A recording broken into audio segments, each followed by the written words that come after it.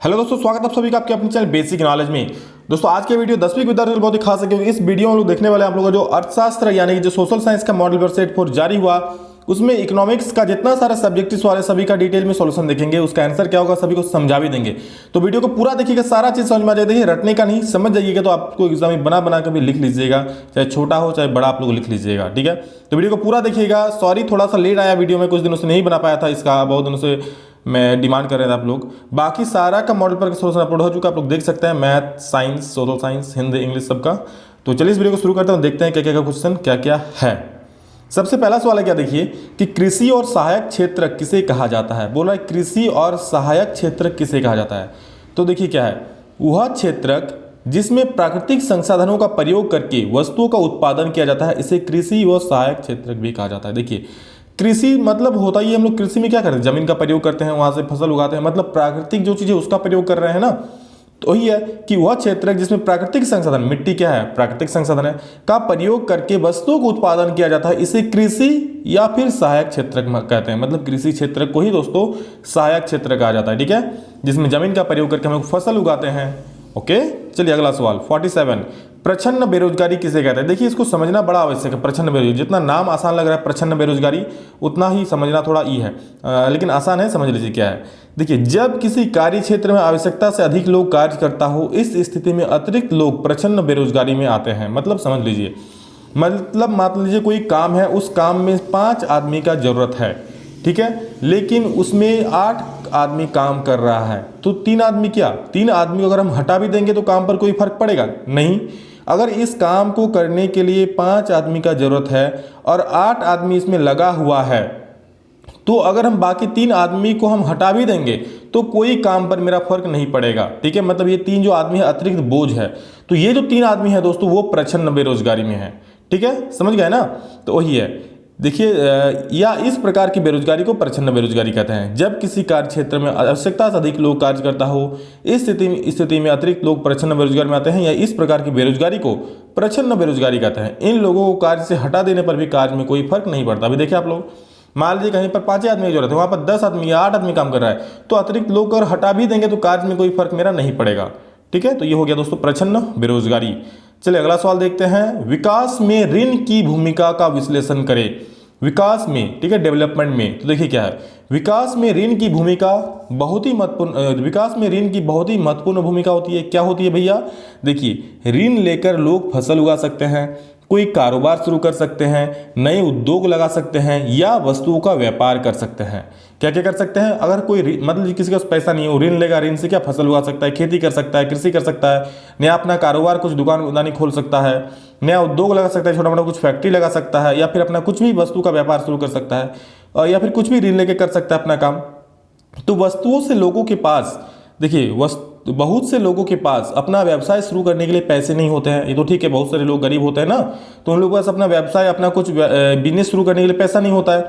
ऐसी स्थिति में उन लोगों को बिजनेस शुरू करने के लिए, व्यवसाय शुरू करने के लिए क्या करता है, ऋण ही उन लोगों के लिए एकमात्र उपाय होता है, ठीक है। इस तरह ऋण से उन लोगों के प्रति व्यक्ति आय में वृद्धि होगी और उनका जीवन स्तर सुधरेगा। तो समझ सकते हैं, अगर किसी के पास पैसा नहीं है तो ऋण के सहायता से बड़ा आदमी बन सकता है ना, क्योंकि ऋण से अपना बिजनेस शुरू करेगा, उसमें पैसा कमाएगा, फिर अपना आर्थिक सुधार करेगा, मतलब पैसों की दृष्टि से सशक्त होगा, मजबूत होगा। तो कितना सारा लाभ है। और भी आप लोग बहुत सारे बना के लिख सकते हैं कि ऋण की भूमिका बहुत सारा होता है, बहुत सारे लोगों को अलग अलग, फिर आप लोग कोई बिजनेस शुरू करेगा तो बहुत सारे आदमी काम पर भी रख सकता है, तो बहुत सारा लाभ है यहाँ पर, ठीक। नेक्स्ट श्रम, उसी में एक और में क्वेश्चन था ये कि श्रम कानूनों में लचीलापन कंपनियों को कैसे मदद करेगा। पूरा श्रम कानूनों में लचीलापन मतलब समझ लीजिए, श्रम कानून मतलब क्या, जैसे आदमी को काम पर रखा जाता है ना, वो लोग काम करता है, तो श्रम कानून में जो भी है कि आपको इतना आदमी काम पर रखना ही पड़ेगा, तो उसमें लचीलापन मतलब कोई ढील ढाल देने पर अगर कुछ ढील देगा तो उसमें कंपनियों को कैसे मदद करेगा। तो देखिए श्रम कानूनों में लचीलापन कंपनियों को बहुत लाभ पहुंचाएगा। कैसे, तो देखिए श्रम कानूनों में लचीलापन कंपनियों को श्रमिकों की संख्या पर नियंत्रण रखने में मदद करेगा। फिर कोई कंपनी अपनी जरूरत और मांग के हिसाब से श्रमिकों को रख पाएगी या हटा पाएगी। देखिए श्रम कानून क्या होता है कि मान लीजिए किसी फैक्ट्री पर प्रेशर रहेगा कि हाँ आपको इतना आदमी काम पर रखना ही है कैसे भी। मान लीजिए किसी कंपनी को 10 ही आदमी का जरूरत है। सरकार बोल रही नहीं, हर एक कंपनी को 15 आदमी काम पर रखना ही पड़ेगा, उसको वेतन का भुगतान करना पड़ेगा। अब किसी कंपनी को 10 आदमी की ही जरूरत है, मतलब ये 5 आदमी को अतिरिक्त ढो रहा है ना श्रम कानून के अकॉर्डिंग। अगर उसमें ढील देगा, लचीलापन देगा, तो ये क्या करेगा, कंपनी 5 आदमी को अपने यहाँ से काम से हटा देगा। तो 5 आदमी का जो भी वेतन था उसको अब नहीं देना पड़ेगा, तो उसको एक तरह से लाभ मिलेगा ना, मुनाफा ज़्यादा होगा। तो इस तरह से क्या होगा, श्रम कानून में ढील देने पर, लचीलापन होने पर उसमें लोगों को, कंपनियों को लाभ पहुंचेगा, उसका मुनाफा ज़्यादा बढ़ जाएगा। ठीक है, वही लिखा है यहाँ पर कि नियंत्रण में कोई कंपनी अपनी जरूरत और मांग के हिसाब से श्रमिकों को रख पाएगी या हटा पाएगी। कम मांग की स्थिति में किसी भी कंपनी को अतिरिक्त श्रमिकों को ढोने की आवश्यकता नहीं पड़ेगी। मान लीजिए कहीं पे कम श्रमिकों की मांग है, तो वहाँ पर हम ज़्यादा श्रमिक क्यों रखेंगे। ठीक है, तो अतिरिक्त श्रमिकों को ढोने की आवश्यकता इसमें नहीं पड़ेगी। इससे कंपनियों के मुनाफे में भी सुधार होगा, कंपनियों को जो लाभ होगा उसमें भी सुधार होगा, और कंपनी पर अतिरिक्त बोझ जो बढ़ेगा वो नहीं बढ़ेगा इस पर।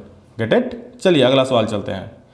अगला सवाल आप लोग का है कि ऋण के औपचारिक और अनौपचारिक स्रोतों में क्या अंतर है। बहुत महत्वपूर्ण सवाल, इसको पढ़ लीजिए। देखिए, औपचारिक मतलब जो सरकार की तरफ से दिया जाता है, अनौपचारिक मतलब जो किसी आप आदमी या रिश्तेदार से लेते हैं। तो देखिए क्या क्या अंतर है यहाँ पर। आप लोग एग्जाम में लिखिएगा, ध्यान से देख लीजिए कैसे लिखिएगा। एक तरफ लिखिएगा ऋण के औपचारिक स्रोत, फिर बीच में लाइन दीजिएगा, और एक तरफ लिखिएगा ऋण के अनौपचारिक स्रोत। ठीक है, और यहाँ एक नंबर यहाँ, चूंकि यहाँ पर ऐसा हम लिखा नहीं इसलिए हम यहाँ पर ऐसे कर रहे हैं। ठीक है, तो यहाँ ऋण का औपचारिक स्रोत पहले हम बोल रहे हैं, बाद में अनौपचारिक बोल देंगे, लेकिन एग्जाम में आप लोग कैसे लिखिएगा, एक तरफ औपचारिक एक तरफ अनौपचारिक। ठीक, देखिए औपचारिक स्रोत में क्या है, और इस तरह से पॉइंट लाए हैं कि आप लोग एक पॉइंट याद कर लीजिए, दूसरा याद हो जाएगा। ये सरकार द्वारा पंजीकृत होते हैं, जैसे बैंक और सहकारी समितियां। देखिए सरकार द्वारा क्या रजिस्टर्ड होता है, बैंक रजिस्टर्ड होता है। ठीक है, बैंक आपका पैसा लेके भाग नहीं सकती, आप ऋण ले सकते हो वहाँ से, ये रजिस्टर्ड होता है सरकार द्वारा। बैंक और सहकारी समितियां मतलब ऐसी समिति होती है ना जो लोगों को ऋण मुहैया कराती है। ये सरकार द्वारा भी, इसको सरकार से भी हेल्प मिलता है, या बहुत सारे लोग सामाजिक सोशल हेल्प की दृष्टि से भी इस सहकारी समितियां शुरू करती है, जिसमें लोगों का मदद किया जाता है, उन्हें ऋण दिया जाता है। ठीक, ये होती है सहकारी समितियां, मतलब इसको सरकार का भी संरक्षण प्राप्त होता है, सरकार से भी उनको हेल्प मिलता है, या एनजीओ टाइप का भी कह सकते हैं, हो सकता है। नेक्स्ट देखिए क्या है, इनका ब्याज दर निश्चित होती है। इनका ब्याज दर निश्चित फिक्स होता है कि आपको इतना % ब्याज देगा, और बहुत ही कम होता है, ज़्यादा नहीं होता है। औपचारिक ऋण के स्रोतों से ऋण लेने पर शोषण नहीं होता है, मतलब शोषण नहीं होता है कि आपको जबरदस्ती ऋण देना ही पड़ेगा, 20% 30% ब्याज के साथ ऋण देना, ब्याज देना पड़ेगा, ये नहीं होता है, शोषण नहीं होता है। और इसकी निगरानी कौन करती है, reserve bank of India RBI करती है, और इनका उद्देश्य सामाजिक कल्याण के लिए ऋण प्रदान करना होता है। ठीक है, नेक्स्ट ऋण के अनौपचारिक स्रोत। देखिए ये सरकार द्वारा पंजीकृत नहीं होते हैं, जैसे साहूकार, व्यापारी, रिश्तेदार। साहूकार मतलब जिससे पैसा उधारी लेते हैं, ठीक है, जाते हैं कुछ अपना गिरवी रखते हैं फिर उधार लेते हैं। व्यापारी हो गया, रिश्तेदार हो गया, जिनसे पैसे लेते हैं, इनका ब्याज दर निश्चित नहीं होता है। ठीक है, मतलब मान लीजिए कोई एक आदमी कुछ और रेट पर आपको देगा, तो कोई और एक आदमी कोई और रेट पर आपको ऋण देगा। ठीक है, तो इनका रेट जो होता है निश्चित नहीं होता है। अनौपचारिक ऋण के स्रोतों से ऋण लेने पर शोषण होता है। शोषण होता है भैया, कैसे होता है, अब कोई साहूकार के पास आप गए, अब आपको पैसा की जरूरत है, वो आपको बोलेगा भैया आपको तो 15% देना पड़ेगा। 15% मतलब बहुत ज़्यादा होता है, और आपको पैसे की जरूरत है, आपको तो देना ही पड़ेगा, फिर आपका हो गया शोषण इस तरह से। ठीक, उसके बाद लास्ट, इनकी निगरानी RBI नहीं, मतलब इसका निगरानी कोई RBI नहीं करता है, उनका उद्देश्य केवल लाभ कमाने के लिए होता है। अब आपको कोई उधारी देगा साहूकार, तो साहूकार तो अपने लाभ कमाने के लिए देगा, भैया आप उसको लाभ होगा तभी तो पैसा देगा, तो इसलिए ये सारा अंतर है। और दोस्त अगला क्वेश्चन चलिए है आप लोग का, भारतीय रिजर्व बैंक अन्य बैंकों की गतिविधियों पर किस तरह नजर रखती है और यह क्यों जरूरी है। भारतीय रिजर्व बैंक जो है, RBI जो है, जो हेड ऑफ द बैंक, अन्य बैंकों की गतिविधियों पर कैसे कैसे नजर रखता है। तो देखिए कैसे कैसे नजर रखता है। भारतीय रिजर्व बैंक अन्य बैंकों की गतिविधियों पर नजर रखता है क्योंकि हर बैंक को अपने पास जमा पूंजी की एक न्यूनतम नगद अपने पास बना कर रखना पड़ता है। देखिए क्या ये नजर रखता है कि हर एक बैंक अपने पास एक न्यूनतम नगद रखेगा। मान लीजिए बैंक में तो बहुत सारा पैसा जमा होता है, अब हर एक जो जितना सारा जमा हो रहा है, मान लीजिए ऋण में दे रहा है हर किसी को, तो क्या बैंक के पास नगद नहीं जमा रहेगा, फिर कोई बैंक में पैसा मांगने आएगा तो उसको मिलेगा नहीं, फिर परेशानी बढ़ेगा। तो इसलिए यह करता है कि हर एक बैंक को अपने पास जमा पूंजी एक न्यूनतम नगद रानी, एक फिक्स्ड कुछ है कि न्यूनतम उसमें रखना पड़ेगा, तो उतना रखना पड़ता है। ये नज़र बनाकर रखता है RBI कि कोई बैंक रख रहा है या नहीं रख रहा है। अगर कोई नहीं रखता है तो उसके खिलाफ कार्रवाई होता है। नेक्स्ट क्या कि भारतीय रिजर्व बैंक यह नज़र रखता है कि बैंक वास्तव में अपने पास कितना नगद शेष रखे हुए हैं, और इस तरह रिजर्व बैंक इस पर भी नज़र रखता है कि बैंक केवल लाभ अर्जित करने वाली इकाइयों और व्यापारियों को ऋण उपलब्ध करा रहा है, या छोटे किसानों और छोटे उद्योगपतियों को भी और छोटे कर्जदार को भी ऋण दे रहा है कि नहीं। मतलब ये भी नजर रखता है कि बैंक क्या चाहेगा, बड़ा बड़ा उद्योगपति को देगा तब उन लोगों को पैसा मिलेगा, ज़्यादा ऋण परसेंटेज मिलेगा, ठीक है, वो उसको दे रहा है, या फिर ये भी देखता है कि गरीब किसान को, छोटे कर्जदार को भी दे रहा है कि नहीं दे रहा है। तो RBI ये भी नज़र रखती है, ठीक है, उन लोगों को सारा चीज़ का लेखा जोखा देखता है कि आप किसको कितना ऋण दिए दिखाइए। प्रत्येक बैंक को भारतीय रिजर्व बैंक को ये लिखित में बताना पड़ता है कि कितना ऋण दे रहे हैं और उस पर ब्याज कितना है, ठीक है। मैंने अभी बताया कि प्रतिलिखित दिखाना पड़ता है। यह बहुत ही जरूरी है क्योंकि यह, और पूछा क्यों जरूरी है, तो यह बहुत ही जरूरी है क्योंकि यह इस पर बैंकों पर अंकुश बना रहेगा कि वो किसी को ज़्यादा ना लोन दे दे, ठीक है, और ये कोई गलत काम नहीं करेंगे। अंकुश रहेगा, भैया आप कोई एक आदमी को ही ज़्यादा लोन नहीं दे सकते हैं। जिस तरह हुआ ना नीरव मोदी कांड, फिर विजय माल्या लोन लेकर फरार हो गया, तो क्या इस पर यही बैंकों से लोन लिए थे, बहुत अधिक लोन दे दिए थे, ठीक है, रिकवरी नहीं कर पाए और लेकर फरार हो गए। तो इस तरह अंकुश बना रहता है और कोई गलत काम नहीं करते हैं। और आप लोग 1992 स्कैम देखे होंगे, 1992 स्कैम, ठीक है, 1992 जो स्कैम एक आया था कुछ दिन पहले, वेब सीरीज बहुत ही अच्छा है, जिसको शेयर मार्केट में इंटरेस्ट होगा वो लोग देख सकते हैं इसको। तो वो क्या, बैंकों का जो फॉल्ट था उसी के कारण ये हुआ था स्कैम, ठीक है। तो दोस्तों ये था आप लोग अर्थशास्त्र का सारा सोल्यूशन यहाँ पर हो गया। और एक चीज़, कौन कौन 1992 स्कैम देखा है, सभी लोग कमेंट करके जरूर बोलिएगा। बहुत ही अच्छा, अगर आप लोगों को शेयर मार्केट में रुचि है तो जरूर आप लोग वो देख सकते हैं, लेकिन अभी नहीं, एग्जाम के बाद, ठीक है।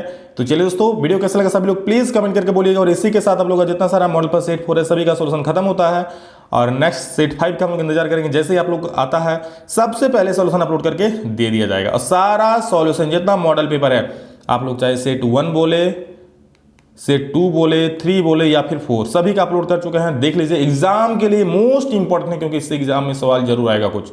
तो बस देखिए और मजा लीजिए, और हाँ, अच्छे से एग्जाम का तैयारी कीजिए, हम लोग कर सकते हैं, बहुत अच्छा लाएंगे, अभी टाइम है, बहुत अच्छा नंबर लाएंगे। तो चलिए, मेरी सारी शुभकामनाएं आप सभी के साथ है। अभी के लिए इतना ही दोस्त, नेक्स्ट वीडियो में जल्द मिलते हैं, तब तक के लिए जय हिंद, वंदे मातरम।